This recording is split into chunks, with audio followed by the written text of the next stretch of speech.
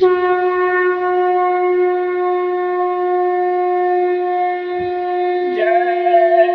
गुरुदेव, जय गुरुदेव। मैं तो ऐसा सतगुरु पाया, मेरा रोम रोम हर्षाया। रहम करो रहमान मिलेंगे, दया करो भगवान मिलेंगे। गुरुदेव। मैं भी तो पतित अभागाऊं, युग युग का सोया जागाऊं। अब हुआ अवै सब सौंपवार, पतवार तुम्हारे हाथों में, गुरुदेव तुम्हारे हाथों में।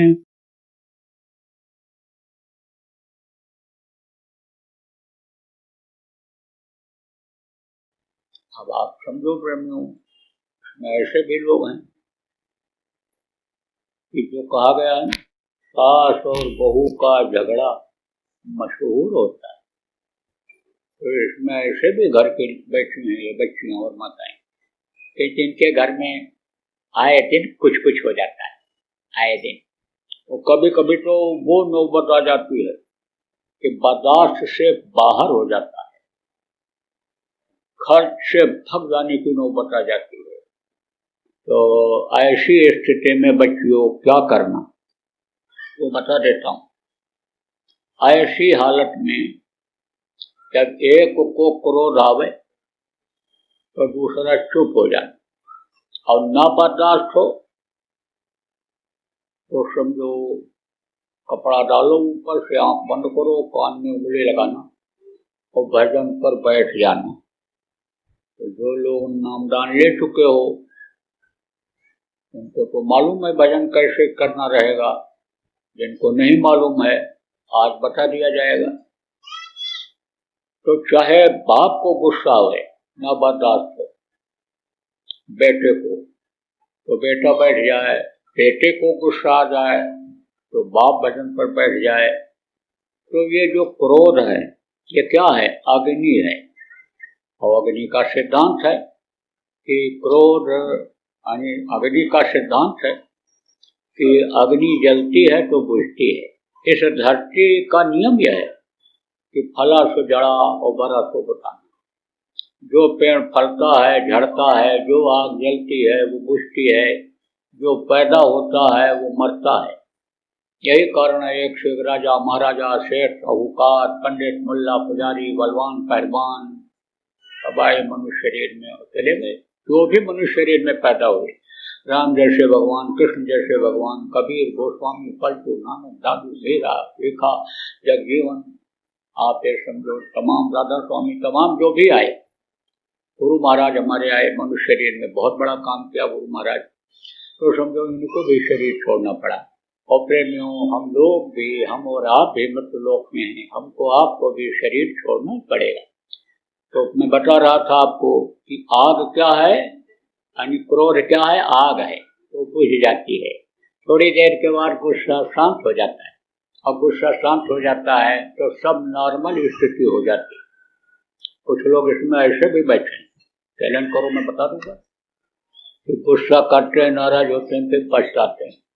आदमी भी पछताता, औरतें भी पछताती, क्योंकि उस समय लेकिन आग जब पैदा हो जाती है तो वो देखती है कि किसका घर जलेगा, किसकी झोपड़ी जलेगी, किसका महल जलेगा, या रुपया पैसा जलेगा, या कपड़ा जल करके ही छुटकारा मिल जाएगा। आग ये नहीं देखती है कहीं जहां लग गई वही नाश कर देगी। नोटों की गड्डियां रखी हों तो वही नाश हो। तो जब नाश हो जाएगा तब क्या करो? आप ये समझो क्रोध आ गया और गुस्से में मार दिया औरत को आदमी, और आदमी ने, औरत ने आदमी को मार दिया, बच्चे को मार दिया, तो जिंदगी तो वापस आएगी नहीं।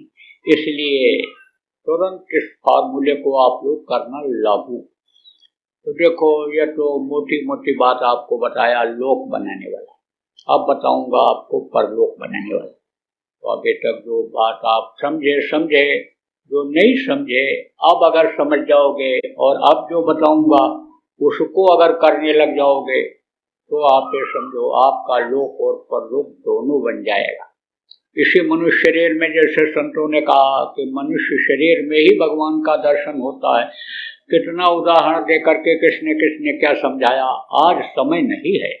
लेकिन आप लोग जो संत मत की पुस्तकों को पढ़ते हो, संतों के सत्संगों को सुने हो, आप समझो कोई चर्चा आपके यहाँ होती होगी तो आपको मालूम होगा कि भाई मिला अगर किसी को तो इस मनुष्य शरीर में ही मिला। हमारे गुरु महाराज जिनकी तस्वीर लगी हुई है बराबर इस बात को कहते रहे कि मिलेगा तो इसी मनुष्य शरीर में मिलेगा। गृहस्थ आश्रम सबसे अच्छा आश्रम है, उसमें अगर थोड़ा भी गृहस्थ आदमी समय निकाल लेगा उसको जल्दी मिल जाएगा। गुरु महाराज बराबर कहा करते थे कि भगवान न तो मरने के बाद किसी को मिला है न मिलेगा, और भगवान मिल गया, देवी देवता मिल गए तो समझो किसी चीज की कमी रहेगी। ये पौन देवता खुश हो जाएं, ये धरती जो है पृथ्वी देवता खुश हो जाएं, ये मेघराज खुश हो जाएं, ये अग्नि देवता खुश हो जाएं, तो समझो ये ज्यादा प्रकोप जताएंगे, ये ज्यादा तकलीफ देंगे नहीं देंगे, उतनी ही हवा चलेगी जितनी जरूरत है। कोई भी आंधी नहीं आएगी, कोई भी बौंदर नहीं आएगा, कोई भी भूकंप नहीं आएगा, ये जमीन नहीं धंसेगी। देखो अभी भूस्खलन हुआ आपके पहाड़ों पर और बहुत से लोग मर गए। अब ये कल ही परसों की बात है समझो आप, तो ये सब कुछ नहीं होगा। समय पर जाड़ा, समय पर गर्मी, समय पर ये सब खुश हो जाएंगे, देवता खुश हो जाएं तो ये दुनिया की चीजें देने लग जाएं, प्रभु खुश हो जाए तो संतों से मिलवा दे, रास्ता बताने वाले से मिलवा दे, और वो रास्ता बता दें उस रास्ते पर चलने लग जाओ तो सबका सृजनहार मिल जाए, सबका समझो देख रेख करने वाला, रखवाली परवरिश करने वाला मिल जाए, उसको मिल जाए। तो दुनिया किसने बनाया? प्रभु ने बनाया। अब वो प्रभु, वो भगवान अगर आपको मिल जाए तो दुनिया की चीजों के लिए आपको तरसना पड़ेगा? कभी नहीं। फिर तो जो इच्छा कीन्ही मन माही, हर प्रताप का दुर्लभ। जिस चीज की आदमी इच्छा करता था उसकी वो इच्छा पूरी हो जाती थी।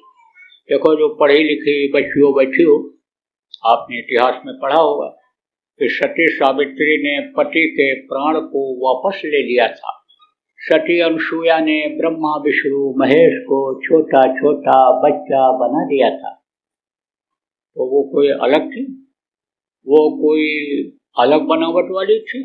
आप ही लोगों जैसी थी बच्चियां। लेकिन आप तो शरीर के लिए ही सब कुछ करने में लगी हुई हो कि यह सुखी रहे, बच्चों को भी पैदा होने वालों को पढ़ाती लिखाती हो, योग्य बनाती हो, परवरिश करती हो, तो बुढ़ापे में दो रोटी का सहारा बनेंगे, शरीर के लिए ही सब कुछ करती हो। और वो अपनी आत्मा को जगाती थी। मीरा ने अपनी आत्मा को जगाया। मीरा सूरत आसमानी, उसकी सूरत जब जाती थी ऊपर चढ़ती थी और वहाँ का नज़ारा देखती थी तब मस्त हो जाती थी। वो लाइन करती थी तो परेशान हो जाती। तो मोटी बात आप ये समझो कि आपके अंदर भी ताकत आ सकती, इच्छा करते ही वो चीज हाजिर हो सकती है। और पुरुष क्या कमजोर हैं? अरे भाई हनुमान जी ने इच्छा ही तो किया था। आप समझो इच्छा किया था। क्या इच्छा किया? कि हम जाएं उड़ करके संजीवनी बूटे ले आवें, तो समय कम है, सूरज निकलते ही लक्ष्मण का प्राण निकल जाएगा, तो रात में ही वो पहुंच जाए जड़ी, लेकिन दूरी ज्यादा थी। बोले उड़ कर जाएं, इच्छा किया और छोटा रूप बन गया और उमा शक्ति आ गई, उड़ करके गए। जब देखा तो पहचान में नहीं आ रही संजीवनी, बोले पहाड़ उठा करके ले चलना पड़ेगा। तब फिर इच्छा किया कि हम भारी भरकम शरीर वाले बन जाएं, तो गरिमा शक्ति आ गई। अरुमा गरुमा महिमा लगमा, ये सब शक्तियां, ये सब सिद्धि है, कामधेनु कल्पवृक्षीय सिद्धि है, ये बहुत जल्दी मिल जाती है। तो इच्छा हो गई, भारी भरकम शरीर हो गया, अब उड़ने को हुआ, तब फिर बोले अब छोटे हो जाएं, तो छोटे हो गए, इच्छा ही किया। तो इच्छा जिस चीज की आदमी करता है उसकी पूरी हो जाती है। इसीलिए कहा गया एक ही साधे सब सधे और सब साधे सब जाए, एक उसी को साध प्रभु को प्राप्त कर लो, सब काम बन जाए। तो प्रभु के प्राप्ति का रास्ता इसी मनुष्य शरीर में है। ये हमारे गुरु महाराज ये बताते थे, कहते थे किराए का मकान, जैसे किराए का मकान होता है, एक दिन खाली करना पड़ता है, ऐसे कहते थे कि इसको एक दिन खाली कर देना पड़ेगा। इसलिए इसके रहते रहते जिस काम के लिए उसने तुमको मौका दिया, तुम्हारा दांव लग गया, मनुष्य शरीर मिल गया, तो उसमें अब हारो नहीं जिंदगी से, दांव लग गया तो जीत जाओ। तो समझो गुरु महाराज ने बहुत लोगों को रास्ता बताया और रास्ते पर चलाया और मंजिल तक पहुंचा भी दिया। अब वो इस दुख के संसार में दुख झेलने के लिए आने वाले नहीं हैं। आपको समझने की जरूरत है प्रेमियों, जो बताया निकल जाता है एक बार, वापस फिर यहाँ नहीं आता है, बहुत लोग चले गए। अब यह संतों की परंपरा रही है कि जब उनको जाने का होता है तब वो दूसरे को चार्ज देते हैं और बता करके जाते हैं कि ये आप इस काम को देखेंगे, हमारा काम करेंगे। तो शिष्य तो बहुत रहते हैं उनके, लेकिन किसी एक का नाम खोल करके जाते हैं, जितने भी गए। अब उस नाम को वही बताते हैं। अब जब वो बताते हैं तो उससे फायदा होता है, लाभ होता है। लोग शिष्य जो और भी होते हैं वो भी अगर नामदान देने लग जाते हैं तो इतिहास उठा करके देख लो, वो शाखा बढ़ती नहीं है, बस एक आध पुष्प के बाद खत्म हो जाती है। लेकिन जिसके लिए एक दूसरे के लिए जो कहते चले जाते हैं वो शाखाएं बढ़ती चली जाती हैं। क्यों? क्योंकि उसमें समझो कि ताकत आ जाती है।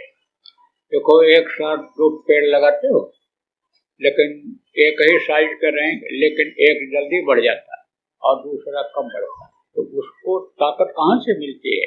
जमीन से मिलती है, आसमान से मिलती है, ओस मिलता है उसको, बरसात यानी कि ओस से ही वो अपने को बढ़ा लेता है। जमीन से ताकत मिलती है तो वो पेड़ बड़ा हो जाता है, फल देने लग जाता है। तो यह परंपरा कोई नई नहीं है, ये बहुत दिनों से चली आ रही है, एक दूसरे को बता करके जाते हैं।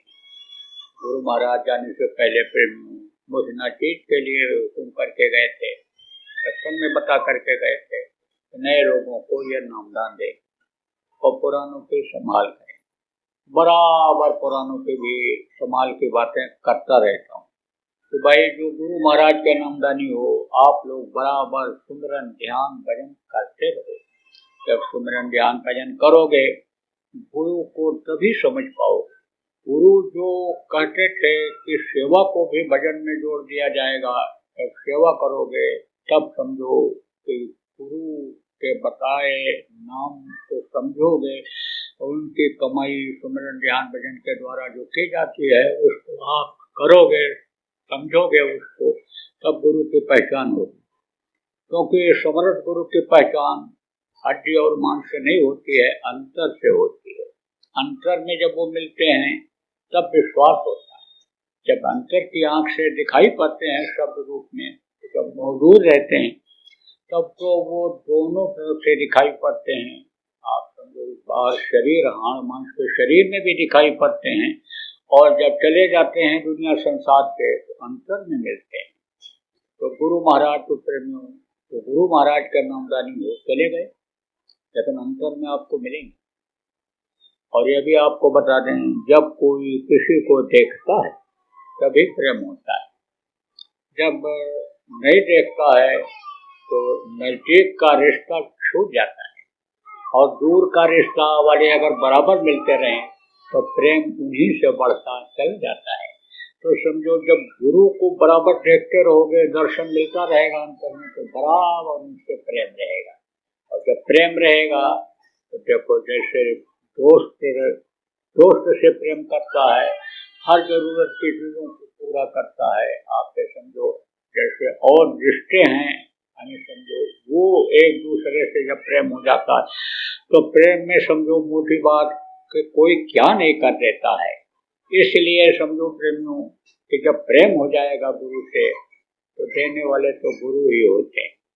कहा गया ना, धरणी जहलो देखिए टहलो सबय बिखार, और दाता केवल सतगुरु टेक न माने हाथ। तो प्रेमियों, गुरु महाराज आपको कोई भी चीज देने में कसर नहीं रखेंगे। जब पेट भरा रहेगा, तन ढकने कपड़ा रहेगा, जब आप ये समझो कि सम्मान जिस स्तर पर रहते हो, मजदूर हो तो मजदूरी स्तर पर, कर्मचारी हो उस स्तर पर, व्यापारी हो उस स्तर पर, और अगर कोई नेता हो उस स्तर पर आपका सम्मान जब बना रहेगा, तब आप ये समझो थोड़ी देर भगवान को भी याद करोगे, प्रभु को भी याद करोगे। इसलिए समझो प्रेमियों कि गुरु के बताए रास्ते पर चलते रहो, यही है गुरु भक्ति। और गुरु भक्ति करोगे तब ये दुनिया का ये जाल छूटेगा, अंदर के बंधन कटेंगे, तभी आप की मुक्ति और मोक्ष का समझो रास्ता खुलेगा। तो नए लोग जो आए हो, आप गुरु के आदेश का पालन तो करने का। जहाँ भी जाता हूँ सब जगह नाम डाल देता हूँ। समझो जहाँ भी गया, चाहे थोड़े लोग हों चाहे बड़े ज्यादा लोग हों, गुरु महाराज के हमारे कार्यक्रम में लाखों लाख की भीड़ होती थी। अब गुरु के नाम का कार्यक्रम जहाँ आयोजित होता है, आप समझो वहाँ भी लाखों लोगों की भीड़ होती है। आप ये समझो प्रेमियों, और आप जैसे थोड़े लोग हो यहाँ हाल में ही बैठे हुए हो, ऐसे भी लोग आते। विदेशों में मैं गया, बड़े बड़े देशों में, कई देशों में गया तो कई देश, 15 देशों में तो नामदान दे करके आया। वहाँ छोटे लोग, माहौल था, कोई दिक्कत नहीं आई। तो आप ये समझो वहाँ तो छोटे ऐसे हाल में ये चौथाई ऐसा समझो वहाँ भी बैठ गए लोग, तो वहाँ भी नामदान दे दिया। क्यों दे देता हूँ? क्योंकि पहले एक समय ऐसा था कि मनुष्य अपनी उम्र को पूरा करके दुनिया संसार छोड़ता था, लेकिन इस समय घर से कोई निकले तो कोई गारंटी है कि 2 घंटे के बाद ठीक ठाक घर में वापस आ जाए? कोई गारंटी नहीं। और अगर ये शरीर छूट गया तो यह मनुष्य शरीर पे दोबारा जल्दी मिलने वाला नहीं है, इसलिए दे देता है। आज आप कितने लोग आए, भारी संख्या में नए लोग हो। अब सब लोग इस बात को नहीं समझ पाओ, और जो बताऊंगा यह निश्चित नहीं है कि सब लोग करने ही लग जाओ, लेकिन जो और मोटी मोटी बातें बताऊंगा उसमें जब आपको फायदा होने लग जाएगा दुनिया की चीजों में, तब आपको विश्वास जमेगा। और फिर जब विश्वास होगा तब दूसरे लोगों से आप पूछने लगोगे कि भाई और क्या बताए थे, वो जो नाम बताए थे वो कैसे क्या है, तो तब आप इसको सीखोगे और करने लग जाओगे। तो करने लग जाओगे तो जन्म मरण से तो छुटकारा पा जाओगे।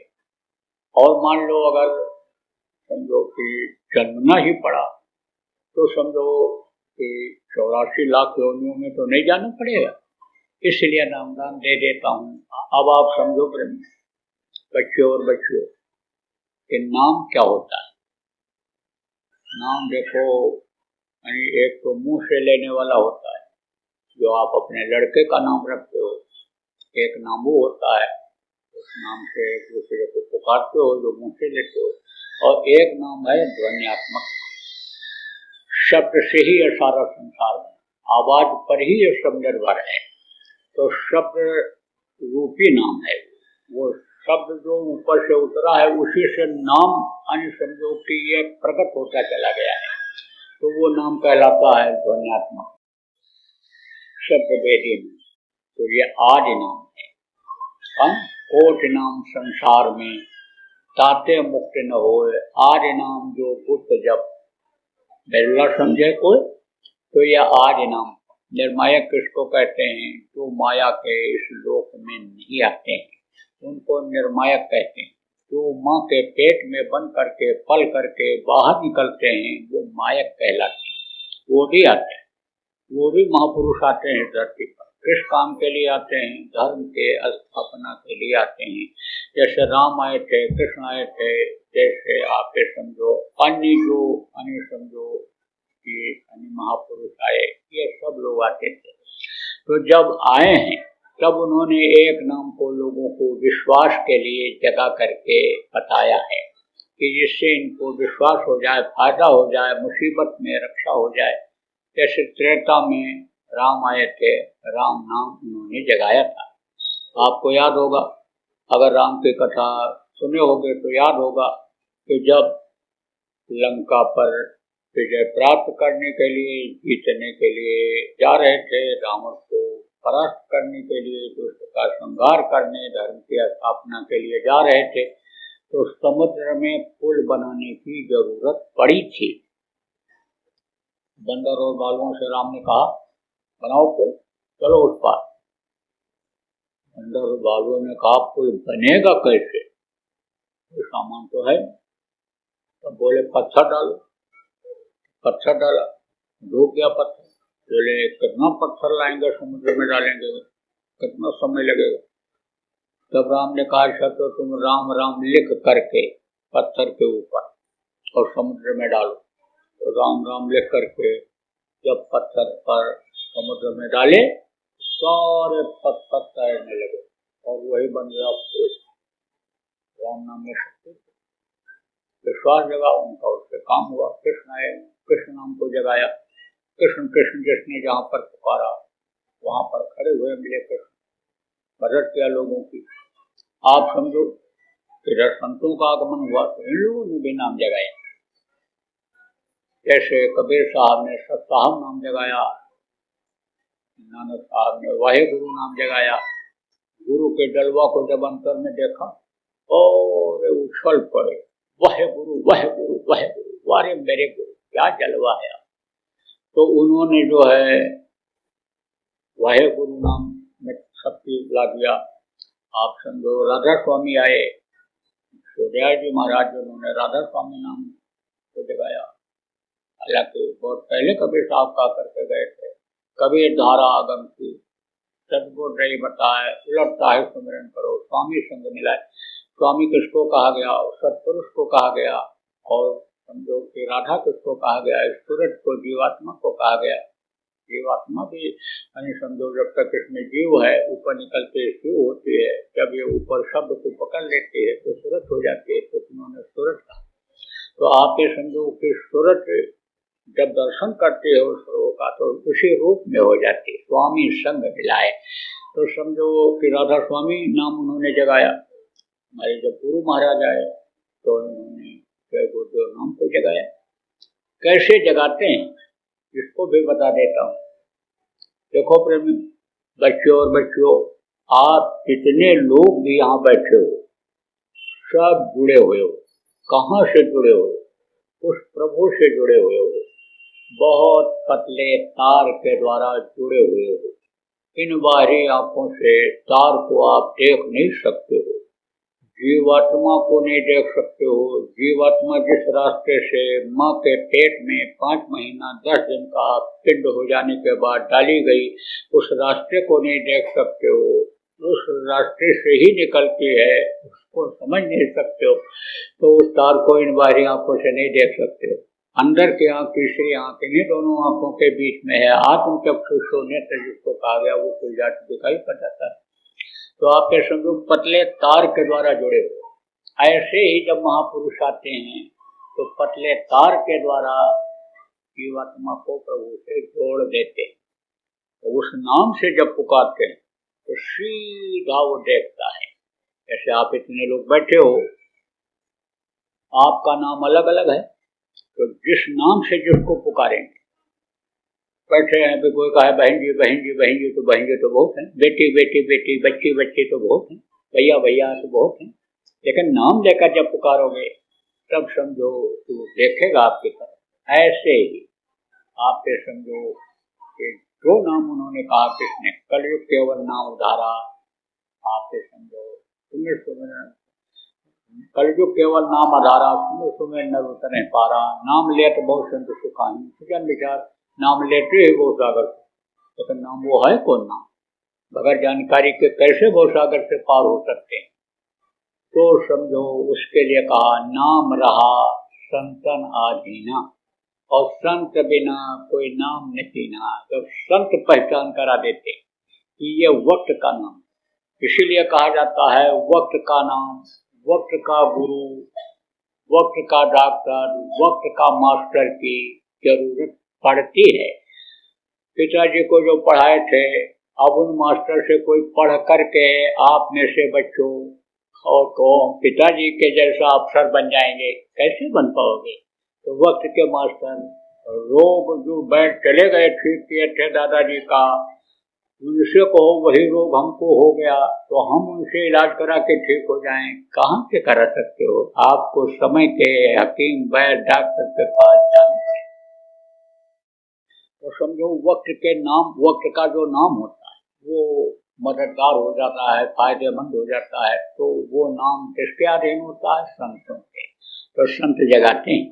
तो हमारे गुरु महाराज जो अभी दुनिया संसार में नहीं रहे, जिनकी ये तस्वीर लगी हुई है, इन्होंने जय गोदेव नाम को जगाया था और बताया था कि प्रभु की पूरी शक्ति इस जय गोदेव नाम में भरी हुई है।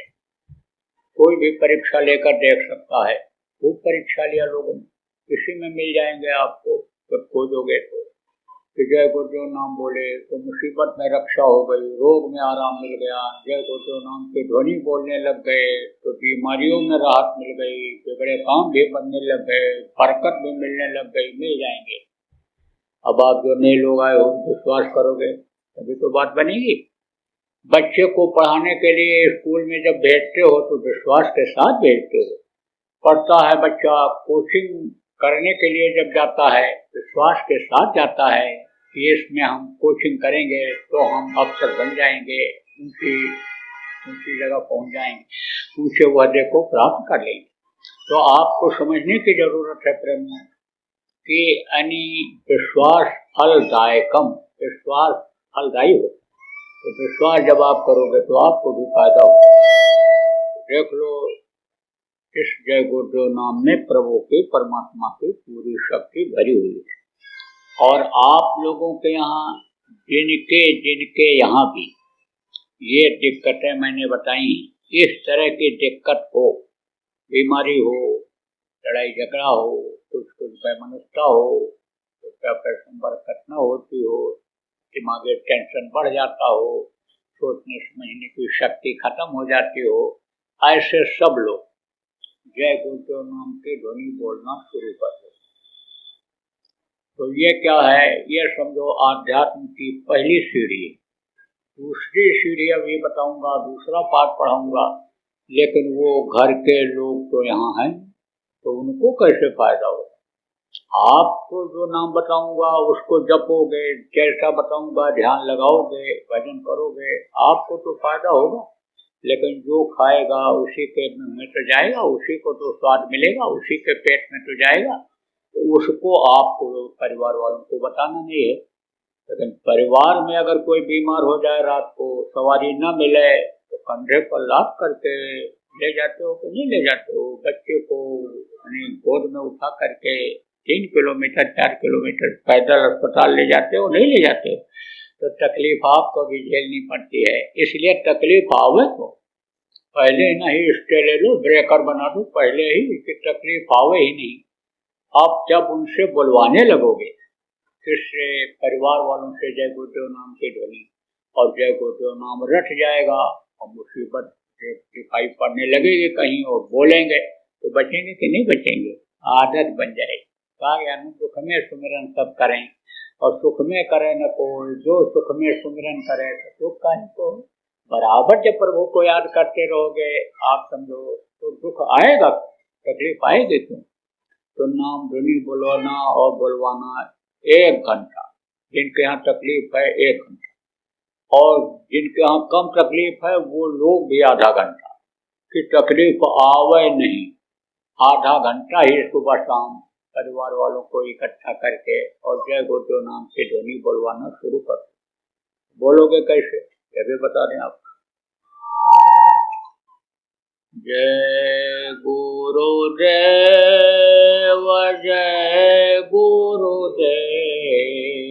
जय गुरुदेव, जय जय गुरुदेव।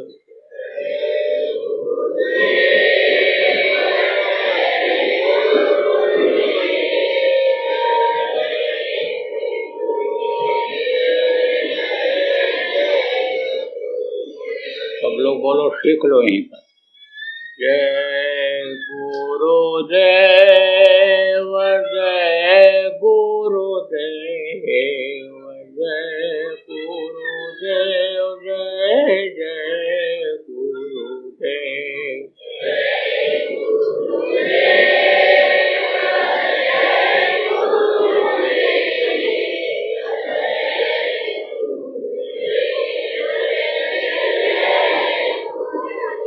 देखो तरीका यही है बोलने का। अब वैसे तो देखो फिल्मी तर्ज पर, कव्वाली के तर्ज पर और इस तर्ज पर उस तर्ज पर नाम को लोग बोलते रहते हैं, लेकिन ये तरीका होता है। देखो आवाज ही ये जो है वो पान फूल खिला देती है और ये जूता मान खिला देती है। आप देखो बच्चा रोता है तो माँ को दर्द आ जाता है, ऐसे ही आवाज ऐसी हो आप कि जिस नाम को पुकार रहे हो, जिस नाम से उसको पुकार रहे हो, वो आपकी तरफ देख ले, आपके ऊपर दया करता रहे। तो जय गुरुदेव नाम के ध्वनि इसी तरह से आपको बोलना है, बोलवाना है। न आपको घर छोड़ना है, न जमीन जायदाद छोड़नी है, न बाल बच्चों को छोड़ना है। गृहस्थ आश्रम में रहो, है तो अच्छा खाना खाओ, है तो अच्छा कपड़ा पहनो, है तो अच्छे घर में रहो, अच्छे गाड़ी घोड़ा में चलो। मार करके, लूट करके, छीन करके सुख भोगने की अगर आप में से किसी की इच्छा भी है तो वो अब आप करके खाता। आपको न सिर मुड़ाना, न कपड़ा बदलना है, न आपको दाढ़ी बाल बढ़ाना है। गृहस्थ आश्रम में ही थोड़ा समय बच्चों निकाल करके असला भजन करना है, चेतन भजन करना है। ये शरीर चेतन है, इस चेतन से चेतन की पूजा करनी है। जड़ पूजा से अब मुख मोड़ना। तो आप समझो कुछ नहीं छोड़, आप समझो जहाँ पर आप भोजन खाते हो वही भोजन खाओ, लेकिन शाकाहारी भोजन खाओ। जहाँ पर आप लड़का लड़की का शादी ब्याह करते हो वहीं पर आप लड़का लड़की का शादी ब्याह करो। ये जरूर कहता हूँ कि बच्चे बहुत बिगड़ रहे हैं, क्योंकि एक बिगड़ने वालों का समाज तैयार हो रहा है। कुछ लोग ऐसे हैं कि जो बच्चों को बिगाड़ने में ही लगे हुए हैं, और बच्चे लोभ में, लालच में, मस्ती में उनकी बातों को मान लेते हैं और बिगड़ जाते हैं। तो उनका ध्यान रखो। जाते हैं घर से, कहाँ जाते हैं, स्कूल जाते नहीं जाते, पढ़ते हैं नहीं पढ़ते हैं, शाम को लौट करके हमें पूछ लो क्या पढ़ाया, क्या पढ़े, होमवर्क क्या दिया। छोटे बच्चों को पूछ लिया करो, ध्यान रखो। बड़े हो जाएं तो उनका शादी ब्याह, पढ़ लिख लें, कमाई करने लगें तो कर लो। देख लो कि हमारी बच्ची का निर्वाह ये कर ले जाएगा, उसके लायक है, कमाई कर रहा है, संभाल ले जाएगा, इच्छाओं की पूर्ति कर ले जाएगा, उसके साथ कर लो। आप समझो बहू ला रहे हो, आप पुत्रवधू ला रहे हो, तो देख लो बच्चों, देख लो पिता माता का आदेश का पालन करो। जो वो कहें समझ में आवे उसको देख लो और फिर आप कर लो। समय से जब बच्चों का शादी ब्याह नहीं होता तब समझो ये खुद खोजने लग जाते हैं, निर्णय गलत हो जाता है, बस उसी में दहेज के मुकदमे, उसी में तलाक के मुकदमे 2 महीना भी नहीं बीतता और चालू हो जाते हैं। इसलिए उससे बचने के लिए ये जरूर कहता हूँ। जय गुरुदेव। बाबा उमाकांत जी महाराज अपने ही प्रेमियों के सहयोग से संस्था द्वारा जनहित का कार्य करते हैं। किसी भी व्यक्ति, संस्था व सरकार से कोई भी चंदा, चुटकी व अनुदान नहीं लेते और किसी भी तरह का व्यापार भी नहीं करते। इसलिए आप श्रोताओं को बताया जा रहा है कि बाबा जी के नाम पर किसी भी प्रकार का धन मांगने वाले व व्यापार में प्रचार करने वाले लोगों से होशियार रहिएगा। आपसे यही कहना है कि सत्संग सुनो, समझो और अच्छा लगे तो मानो। आने वाली बीमारी तकलीफ़ों से बचने के लिए कुदरत व सरकारी नियम का पालन करो। आपके सुझाव के लिए व्हाट्सएप नंबर 9575600700। जय गुरुदेव, जय गुरुदेव।